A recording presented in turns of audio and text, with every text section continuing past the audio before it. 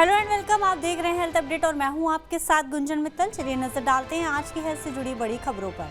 2020 में कैंसर से होने वाली असामयिक मौतों में से लगभग 70% को रोका जा सकता है।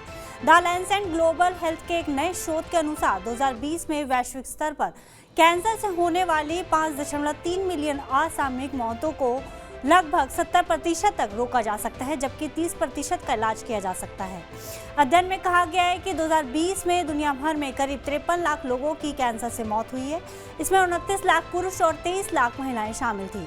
मरने वाली महिलाओं में से करीब 13 लाख की मौत का कारण तंबाकू, शराब, मोटापा और संक्रमण बताया जा रहा है।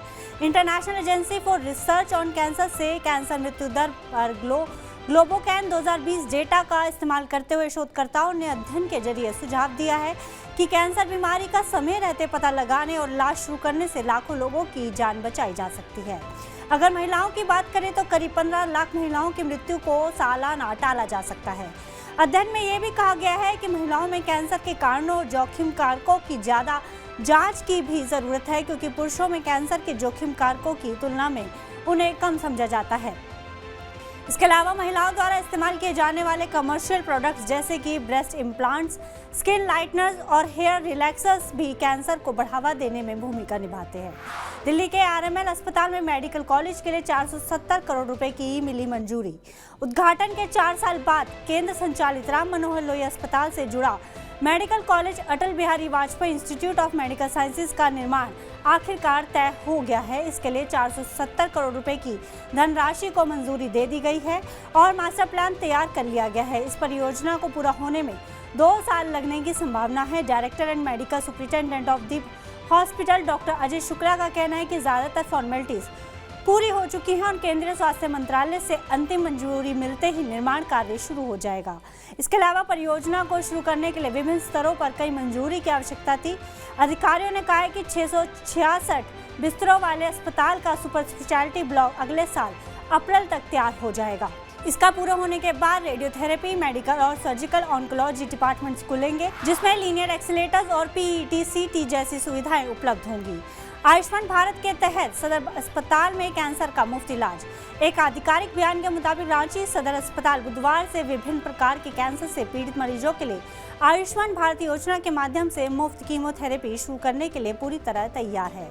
जो मरीज योजना के अंतर्गत शामिल नहीं है वे निर्धारित सरकारी दरों पर सेवाओं का लाभ उठा सकते हैं। हालांकि सभी OPD सेवाएं मुफ्त उपलब्ध होंगी। कैंसर पेशेंट्स को अस्पताल में व्यापक उपचार सुविधाओं तक पहुंच प्राप्त होगी। डे केयर सर्विसेज में chemotherapy, hormone therapy, targeted therapy को आयुष्मान भारत के तहत कवर किया जाएगा। कवर की गई बीमारियों में blood cancer, lung cancer, head और neck cancer, colon cancer, breast cancer, gynaecology cancer, bone cancer और यूरोजेनिटल कैंसर शामिल होंगे। इस तहत के पहल एलिजिबल पेशेंट्स को बिना किसी फाइनेंशियल बर्डन के निदान, सर्जरी, कीमोथेरेपी और उपचार के बाद सहायता सहित व्यापक कैंसर देखभाल प्राप्त होगी। एम्स भुवनेश्वर को मिलेंगे 3 नए विभाग। भुवनेश्वर एम्स को जल्द ही 3 और विभाग मिलेंगे जो पेशेंट्स की देखभाल को बढ़ाने में मदद करेंगे। इसके एग्जीक्यूटिव डायरेक्टर आशुतोष विश्वास ने मंगलवार को कहा है कि department of infectious disease, department of bio informatics और डिपार्टमेंट ऑफ बायोस्टैटिक्स है।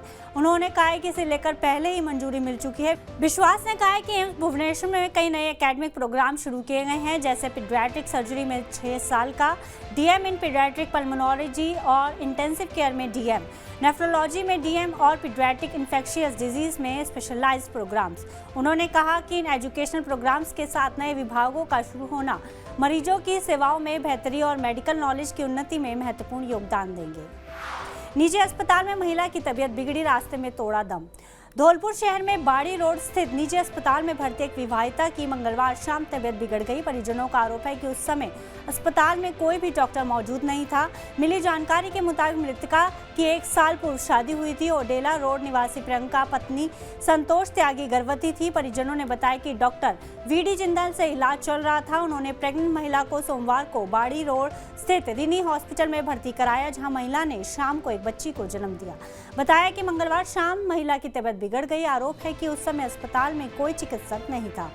सूचना मिलने पर डॉक्टर जिंदल अस्पताल पहुंचे और उन्होंने जांच कर महिला को रेफर कर दिया, लेकिन रास्ते में ही महिला की मौत हो गई और परिजनों ने अस्पताल के बाहर अव्यवस्था को लेकर हंगामा शुरू कर दिया, जिस पर कोतवाली पुलिस मौके पर पहुंची और समझा बुझाकर मामले को ठंडा किया। आज हेल्थ अपडेट में बस इतना ही। आप देश दुनिया की तमाम खबरों के लिए देखते रहिए TV9 भारतवर्ष।